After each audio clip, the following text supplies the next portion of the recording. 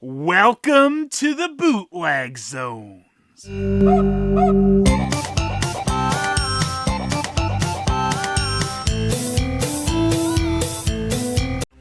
The Galaxy Warriors are back! Formo Toys also nicely sent me over the entirety of Wave 1 and Wave 1.5 from Legends of Dragonore. With Wave 1 of Legends of Dragonore, you've got Barbaro, Onator, Oscuro, and Karim. And then you've got the two female characters, Yandara and Pantera. Especially like that they did a kind of different female character like this. That was something Galaxy Adventure Girl dropped the ball on. And if you've seen any of my Galaxy Hole videos, you'll know I love variants, and that's what Wave 1.5 of Legends of Dragonore is. So we've got Glacier Mission Barbaro, Raytor, who is the good twin brother of Onator, Dark Magic Apprentice Oscuro, and Fire Fury Karim. And then, of course, we also have Prophecy Vision Yandara and Night Hunter Pantera. Just gonna say, I prefer the ice version of Barbaro. I just think he has a cooler look. But seriously, I do like the ice one. So here's the lineup of the first characters in Wave 1 of Dragonore. I do love that Barbaro's got a golden axe. Kind of reminds me of Golden Axe. What? How come I never got a golden axe? This isn't fair! Hey, you know what? I think we could probably be friends. Yeah, maybe. Hey, it's Oscuro, no one's favorite magician, cause no one likes to talk about Oscuro. And the fact that his waist pops off kind of easily compared to everyone else, it goes back on, of course. But I don't know, his is kind of the loosest of all the characters. Whoa! Speaking of. But Oscuro did come with this pretty sweet cloak, so it's hard to stay mad at that guy. So all the first wave figures come with pieces to build another figure. This is the Divine Armor of Power. The evil wizard Ganon has the Divine Armor of Wisdom. That's a twist, I guess. Since this Build-A-Figure is just armor, I guess it can be whoever you want wearing it. The Divine Armor of Power looks pretty cool. The only thing about it is I wish the legs stayed on a bit better, because they kind of pop off rather easily. Everything else stays together nicely, so it can just be like a floating torso. I'm that annoying samurai boss from Turtles 2, the arcade game. Ha ha ha. Okay, it's me, the genie, Karim. And I've never been played by Sinbad, so don't even go there. You know, I was just about to ask that because I have a really bad memory about movies, and I was like, hey, that guy looks familiar. Yeah, well, it's not true. Shaq played me once, though. No, he didn't. You're right. No one played me. You can see right through me. Oh! What? Shut up. So kind of interestingly, it seems that the Warriors of the Galaxy are a bit of an evolution from the Legend of Dragonore figures. The Warriors of the Galaxy figures actually have a bit more articulation than the original Legend of Dragonore ones. That being the ankle and wrist articulation. Actually, never mind on that. These figures do have wrist and ankle articulation. It's just extremely tight when you do it the first time, so I thought these didn't move. You just really have to force it the first time, and then, yeah, you got your wrist and ankle articulation. Now, unfortunately, the modular limbs on the prototypes aren't done up exactly the same way, so I can't put Baltard's head exactly on a figure, but we can get close. And we can loosely stick the Dragonore figure's head on Baltard's body. Woohoo! I think we all know the mashup we need to see with these, though. I am Magnon the Genie. This isn't funny. But I am Baltard the Genie! Now that is some top-notch comedy! I disagree! Shut up, He-Man! Did I just get told off by Baltard? It's not even your real body. You lost your head. I mean, ha ha ha ha. Right? Yes. But yeah, obviously the idea of the full production run of the Warriors of the Galaxy is the module limbs will be able to be swapped easily between any of these figures. All hail King Baltard! I know no one likes to talk about me, but Baltard being the king of Planet Farer, that's gotta be worse than old Oscaro here, right? Here's something I didn't expect. The Wave 1.5 figures feel completely different to the Wave 1 figures. Like, it just feels like a completely different type of plastic. The initial stiffness isn't there, so their joints move pretty easily straight out of the package. Plus, Glacier Mission Barbaro gets a cool cloak and normal Barbaro doesn't. The only thing he really has is his golden axe. And now he has nothing over Ice Barbaro. You can definitely tell Formo Toys is making nice improvements to the line as they go along with it. The plastic quality wasn't cheap by any means on the Wave 1 figures, but you can really tell there's a difference when handling them and the 1.5 figures. There's a real smoothness to the plastic on the Wave 1.5 figures. The plastic smoothness on the Wave 1.5 figures makes the limbs just kind of nicely glide along so easily, which is, a little tougher on the original Wave 1 figures. It's just a nice improvement, and it's interesting to see a change that quickly in a line. And things like the issue I was having with the original Oscuro here, where his waist would pop off a little overly easily, isn't an issue at all on Wave 1.5 Oscuro. It's just kind of crazy how you can immediately feel the difference between the two different waves like this. It's a very nice improvement. I think the new plastic on the newer wave also helps with the modular functionality as well. Ugh. This axe is so cold. Why'd I get stuck with this one? I hate everything. I know what to do. I'll make a wish upon the fire genie to have a warmer axe. You're shitting me right now, right, Barbaro? You seriously want to waste a wish upon me for a warmer axe? That makes my third eye angry! Oh no, Kareem's the Illuminati!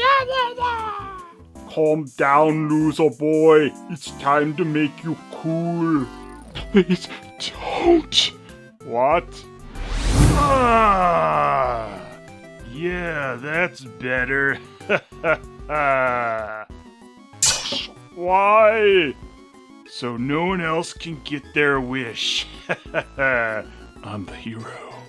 Oh shit, Pantera. Here comes Oscaro. No one likes to talk about Oscaro. We should camouflage ourselves quick! Ha ha ha! He'll never recognize us. Hey, ladies! It is I, Oscaro! I was kind of looking for Yandara and Pantera, but you two might be even better. I'm getting a prophecy vision of your neck being snapped. You would never do that, right? Oh, no! Why? I was a ladies' man. Boy, I sure am glad that guy's dead forever. That's what you think. You've just made me more evil than ever. Gotta go. Wait a second, I thought you were just a dark magic apprentice, Oscaro! Not anymore, thanks to the ladies! Oh, I wish I didn't have to deal with you! Wish granted, loser. I don't think you can turn that wish around on me, Kareem.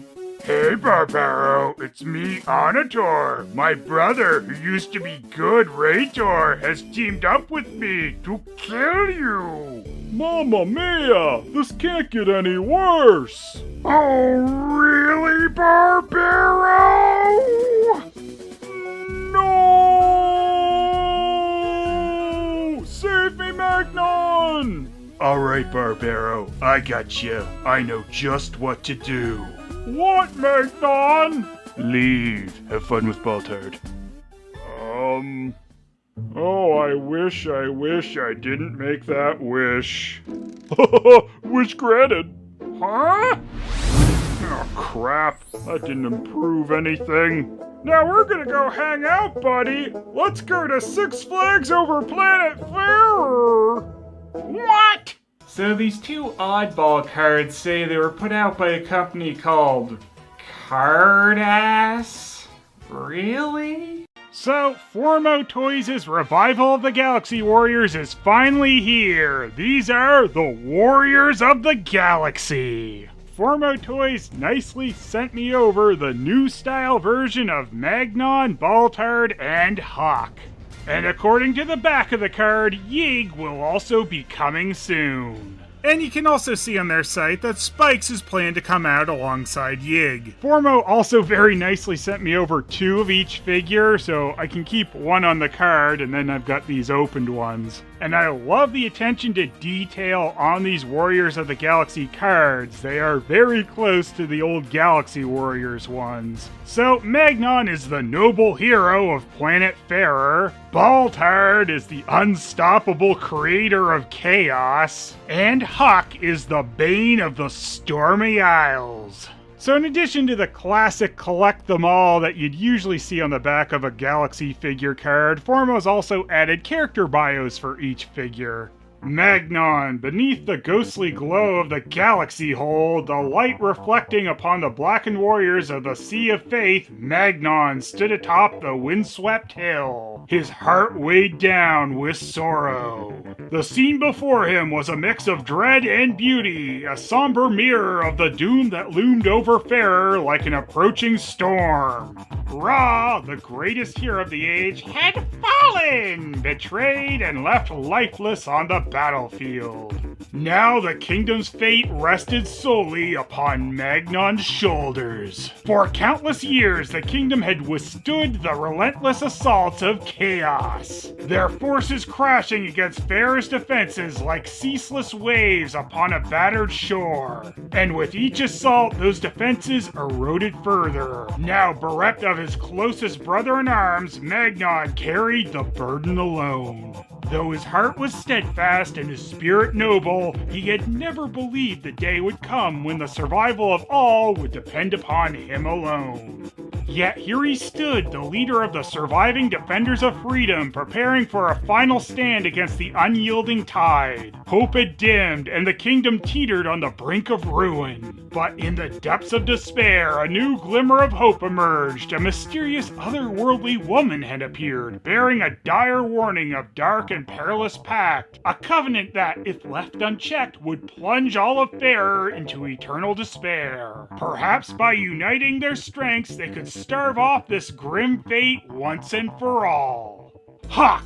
Aboard his Drakkar, Huck, the chieftain of the Stormy Isles of Myrrh, steeled himself for the final reckoning with the kingdom. Their long, simmering feud had reached a boiling point unseen in many generations, and Huck's ambitions were too grand to be deterred by the vast expanse of the dark waters of the Sea of Faith, which lay between his people and the fertile lands of his foes. But the gravest of Huck's delusions was that his belief could bend the will of creatures born of the Galaxy Hole. The army, led by Spikes, a mysterious being who had unwittingly pledged his power to Huck, was loose upon the coastal towns of the Cobalt Gulf, bringing nothing but death and ruin. No order, no purpose, only unbridled chaos swept through the land, leaving charred fields and lifeless bodies in its wake. When the slaughter had ended, Huck wandered amidst the smoking wreckage, wondering what remained for him to conquer. For what kingdom could rise from such ashes? Resolving to confront Spikes, he descended into the cave where his enigmatic lieutenant awaited. There, the rock walls vanished, and Huck stood before a host of the darkest creatures known to exist. He had forged a pact with the very spirits of chaos.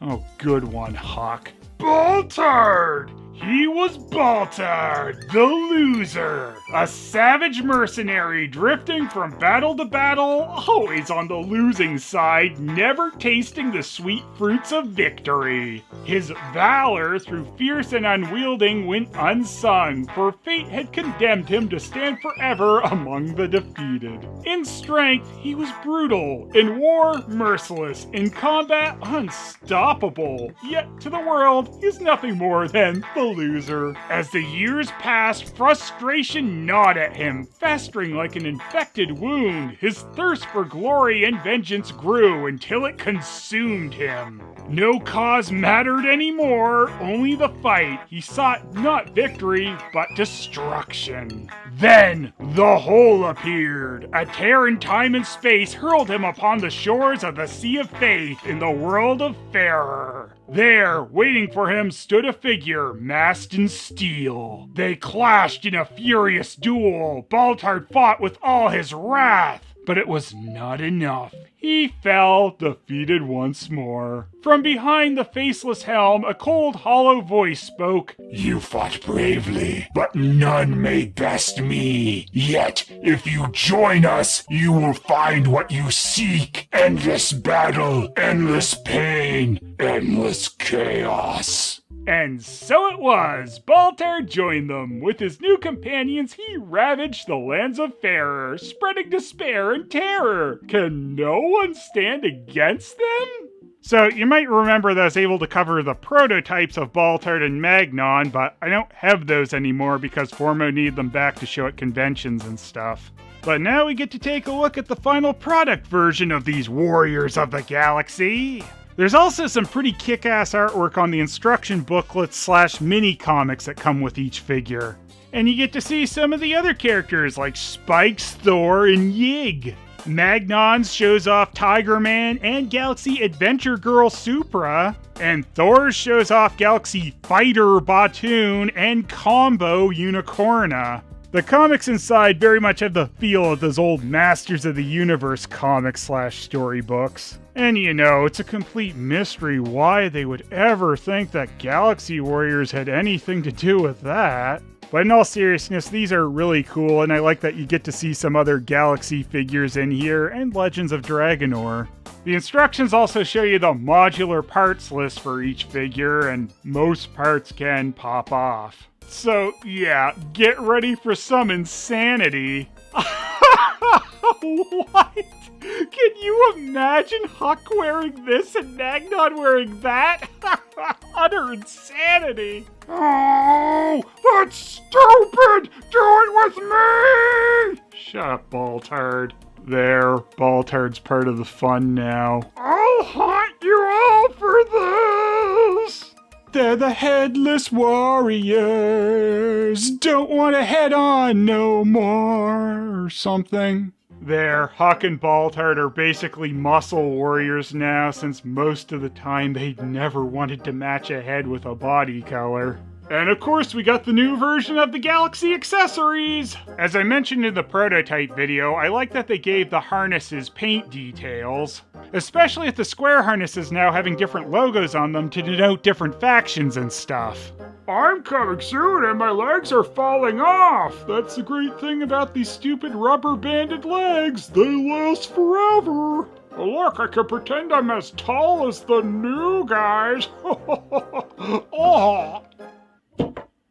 Oh, thanks, Magnon. Why, Magnon? Why did they kill me? Oh, I don't know, Ra. Maybe because you look a bit too He-Man? Oh, you didn't have to tell it like it is, Magnon.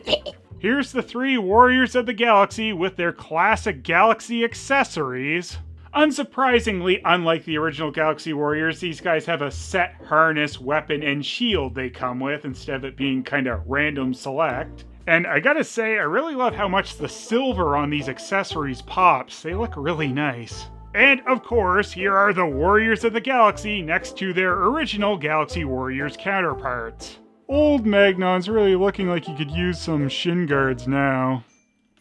Ah, I dropped my shield too! Oddly, instead of a Sun Gold stamp, there's this 2023 FT China marking? What? So yeah, of course, just like with the prototypes, the new Warriors of the Galaxy actually hold their shield in their hand instead of it just being snapped to their wrists. Here's new style Hawk next to old style Hawk. Again, you can see how much more the silver pops compared to the original ones. And it's kind of nice that his helmet horns have a different color than the rest of it. But of course, the most important comparison is Boltard and Boltard. Boltard. Boltard never changes. Except when he does. So yeah, creator of Chaos Boltard is a bit more of a menacing look on his face than the original, oh please, please just don't notice me Boltard. Boltard comes with the Eagle Shield, which has been recreated pretty exactly. You can say that about pretty much all the Galaxy accessories, really. Formo really put some love into this and recreated all the Galaxy stuff pretty exact. The biggest change, really, is they put some minor battle scuffs on some of the things, like the longsword here. And Magnon's ready to avenge that guy who looks very similar to him in some other He-Man-ish type figure with his curved sword. But Boltard's just gonna lop his own foot off with his axe to get a dishonorable discharge. Well, you can't say that's not chaotic, huh? Avenge me, Boltard! Oh, okay. Wait a second. Huck also comes with a new accessory with a cloth cloak. So yeah, the old Huckster's looking pretty stylish now. Very Viking-esque, which, you know, is insane. I don't know why they'd think of that with Huck. Another feature of these new Warriors of the Galaxy is that they're designed to fit with all the Legends of Dragonore figures. And of course, they share the same modular function, so you can swap pieces around between any of these figures. So yeah, now we can have evil sorcerer-looking Magnon. And Oscaro with Magnon's body is giving some very evil He-Man vibes, maybe Mirror Universe He-Man. And finally, Boltard can grant his own wish to not be such a loser. Switched out Huck and Glacier Mission Barbaro's heads, which seems to fit both characters rather well. Giving Huck the snow theme is very appropriate, considering the original Frank Frazetta painting that inspired this character from Galaxy Warriors was the Snow Giants. I'm cool now, right, Raytor? I disagree. No, please, spare me, Huck! But Huck was too brave to accept Boltard's surrender. What? Oh, Mamma Mia! What was that? Who in the hell was that? Kareem, please make me not the biggest loser in Planet Farer! What? You know, unlimited power has its limits, Boltard! Oh. I got a letter. The name on the envelope said He-Man. What? No, it didn't. Look, never mind. I got a letter. The name on the envelope said Ra. It's impossible. Couldn't possibly be true. That's what I keep telling myself. A dead man can't write a letter. I'll show you what a dead man can do, Magnon. Hey, yeah. That's my bit. I'll kill you. Ah! I only have one thing to say. But Boltard! We spent the better part of 40 years crawling our way back out of the galaxy hole, and that's the best you've got, Boltard? Ain't I a chaotic stinker? Alas, poor Boltard. I knew him, Huck. Yeah, I know. You just killed him. Ah, yeah, right. Don't talk to me or my yeek ever again. Huh? Shut up. Watching, and we'll see you in the morning. MAGA.